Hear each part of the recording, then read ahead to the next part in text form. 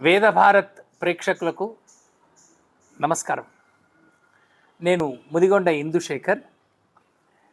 ఇవాళ నేను గత వీడియోలో పరిచయం చేసినట్టుగా ముఖ్యంగా అరేబియా ఇస్లాం పూర్వపు సంస్కృతుల మీద భారతీయ సంస్కృతి యొక్క ప్రభావం ఎట్లా ఉండింది అనే అంశాన్ని మనం తెలుసుకుందాం. వాస్తవానికి అరేబియా అనే పదమే సంస్కృతంలోంచి వచ్చింది. ఇది మనకు ఆశ్చర్యం కలుగుతుంటుంది. సంస్కృతంలోంచి రావడం ఏంటంటే అర్వా అంటే గుర్రము, సంస్కృతంలో అర్వస్థానము అంటే గుర్రాల స్థానము. ఈ అర్వా నుంచి అర్బా బా అవుతుంది, లింగ్విస్టిక్స్ వాళ్ళు చెప్తుంటారు. కాబట్టి అర్వా అర్బా అరేబియా ఇలా అయ్యి ఉంటుంది. అర్వస్థానం నుంచి అరేబియా అనే పదం వచ్చింది అని భావిస్తున్నారు. మీకు ఒక ఆశ్చర్యకరమైన విషయం చెప్తాను. ఖురాన్ ఉంది కదండి, ఈ ఖురాన్ను సూరాలు అంటే మనం ఎట్లయితే చాప్టర్స్ అని అంటామో లేకపోతే శ్లోకాలు అని అంటామో అట్లా సూరాలలో చెప్పారు ఖురాన్ని. వాటిని సూరాలు అని అంటారు. కొన్ని వందల సూరాలు ఉన్నాయి. కానీ ఈ సూరాలన్నిటికీ వ్యాఖ్యానాలు ఉన్నాయి, దానికి అర్థ తాత్పర్యాలు ఉన్నాయి, అవన్నీ తెలుసుకోవచ్చు. మొట్టమొదటి సూరా ఒకటి ఉన్నది.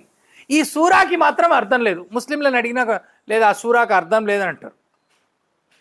ఎవరో స్వామీజీ అన్నారు, స్వామి రామతీర్థ అనుకుంటా, ఆయన అన్నది, అరే భగవంతుడు మానవాళి కోసమని మరి ఖురాన్ని ఇచ్చినప్పుడు దానికి వ్యాఖ్యానాలు చేసినప్పుడు మొదటి సూరాకి అర్థం లేదు అని ఎందుకంటారు? దానికి కూడా ఏదో అర్థం ఉంటుంది కదా.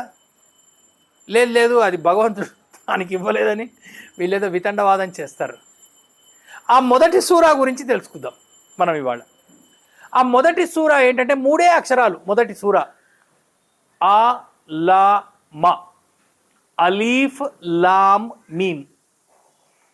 దీనికి అర్థం లేదంటారు వాళ్ళు అంటారు. సరే, ఈ ఆలామా అంటే ఈ 3 అక్షరాలు అరబ్బీ గ్రామర్ ప్రకారం కనుక చూసినట్లయితే లకారము అంటే లాము గనక అకారానికి మకారానికి మధ్యన వచ్చినట్లయితే అప్పుడు దాన్ని లకారంలాగా పలకకూడదు, ఉకారంలాగా పలకాలి. అంటే లా గనక ఆకి మాకి మధ్యన వస్తే ఆ లా మా అనకూడదు, ఆ ఉ మా ఓం అని పలకాలి. అంటే ఖురాను మొట్టమొదటి సూర ఓంకారంతో ప్రారంభమవుతుంది ఖురాన్.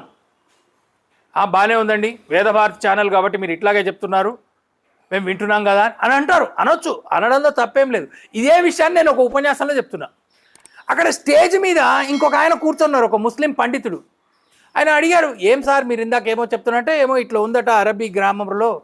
నేను యూనివర్సిటీ పోయి కనుక్కున్నా, ఉస్మానియా యూనివర్సిటీలో పోయి కనుక్కుంటే వాళ్ళు అక్కడ ప్రొఫెసర్లు అవును అట్లాంటివి ఒక వ్యాకరణ నియమం ఉన్నది అని అన్నారు. ఒక వ్యాకరణ సూత్రం అరబీ గ్రామర్లో అట్లున్నదా అంటే అప్పుడు ఆ స్టేజ్ మీద ఉన్న ఆయన రాశాడు, అయ్యా అయ్యో ఇక్కడ నా పేరు రాస్తున్నాను అరబ్బీలో ఆయన పేరు రాశాడు.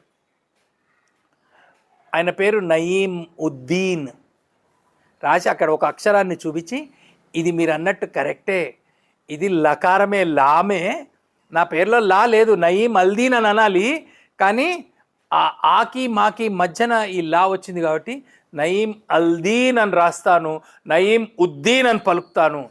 అసద్ అల్దీన్ అని రాస్తారు, అసద్ ఉద్దీన్ అని పలుకుతారు. అక్బర్ అల్దీన్ అని రాస్తారు, అక్బర్ ఉద్దీన్ అని పలుకుతారు. షంషల్దీన్ అని రాస్తారు, షంషుద్దీన్ అని పలుకుతారు. ఆలామా అని రాస్తారు, ఓం అని పలకాలి. ఖురాను ఓంకారంతో ప్రారంభమవుతుంది. ఈ విషయం నేను కాదు చెప్పింది. 110 సంవత్సరాల క్రితం స్వామి రామతీర్థ అనేటువంటి ఒక స్వామీజీ, అద్వైత సిద్ధాంతి, ఆయన అద్వైత స్వామీజీ, ఆయన అరబ్బీ పర్షియన్ భాషల మీద ఆయనకి గట్టి పట్టు ఉన్నది. ఆయన చెప్పారు, స్వామి రామతీర్థ చెప్పారు, ఖురాన్ ఓంకారంతో ప్రారంభమవుతుంది. అరవస్థానము ఇది ఓంకారమే. తర్వాత అల్ అంటే పురుషుడు, ఆహ్ అంటే స్త్రీ, అల్లాహ్ అంటే స్త్రీ పురుషుల యొక్క ఆ కలయిక ఉన్న దేవుడు, అర్ధనారీశ్వరుడు, ఒకవైపు పురుషుడు ఒకవైపు స్త్రీ. కాబట్టి అర్ధనారీశ్వరుడినే వీళ్ళు అల్లాహ్ అని పిలిచారా? ఇది మనం ఆలోచించాలి. దాని తర్వాత ఈ ఖురాన్ కాదు, ఖురాన్ కంటే ముందు గ్రంథము బైబిల్లో ఐసయ్య 21:16-17 వాక్యాలు, జెనిసిస్ 25లో 13వ వాక్యం, తర్వాత ఎజికీల్ 27లో 21వ వాక్యం. వీటిలో కనుక చూసినట్లయితే ఈ అరేబియా ప్రాంతాలని, టర్కీ ప్రాంతాలన్నింటినీ బైబిల్లో ఏమన్నారంటే కేదార్ అని పిలిచారు. కేదార్. అందులో ఒక చోట కూడా ఒక ఆయన ఎవరు అంటారు, ఈ వాక్యాల్లోనే ఉంది, రే మీరు మా యేసుని నమ్మర్రా, అయితే ఈ కేదార దేశపు యువరాజులు ప్రజలు అందరూ సర్వనాశనం అయిపోతారు అన్నాడు. కేదార్ అంటే ఏమిటి? అరేబియానే. అంటే అరేబియా యొక్క పూర్వనామము కేదారము. దాన్ని కేదార్ అని పిలిచేవాళ్ళు. కేదారనాథ్. ఎవరు? కేదారనాథుడు శివుడే. కేదారం అనేటువంటిది శైవ సంబంధమైనటువంటిది పేరు. ఈ కేదారాన్ని, అరేబియాని కేదారం అని పిలిచారు. అరేబియా గురించి ఇంకా తర్వాత అక్కడున్న శైవ ప్రభావం గురించి చెప్పాలంటే అనేకమైన అంశాలు ఉన్నాయి. తర్వాత వీడియోలో మళ్ళీ కలుద్దాం. వేద భారత్ ప్రేక్షకులందరికీ నమస్కారం.